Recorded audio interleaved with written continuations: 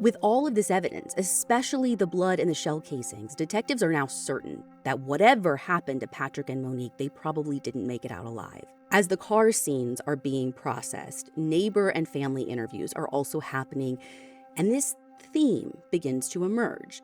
There is one name that almost everyone mentions when asked the age-old question: can you think of anyone who would want to hurt Patrick and Monique? John Reed. Who? John is Patrick and Monique's neighbor, and there is a nasty dispute going on between them. Patrick and Monique had accused John of trespassing and essentially being a bad steward of the land.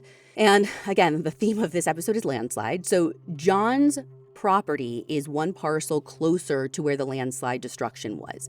His house was barely missed, so he had been using a road easement that was more or less Patrick and Monique's driveway. But here's the thing.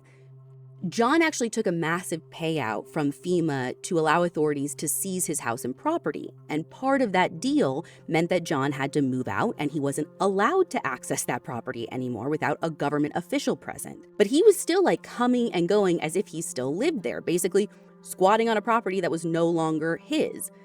And Patrick and Monique accused him of illegally cutting down trees and all of this other stuff that they didn't like.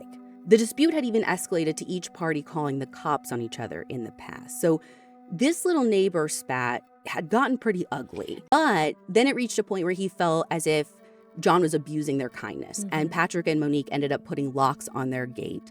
And then that's why they actually put up the trail camera. Because by that time, they were like, this is it. We need evidence of him trespassing so we can sue this guy. So, leading up to this, things had hit a boiling point.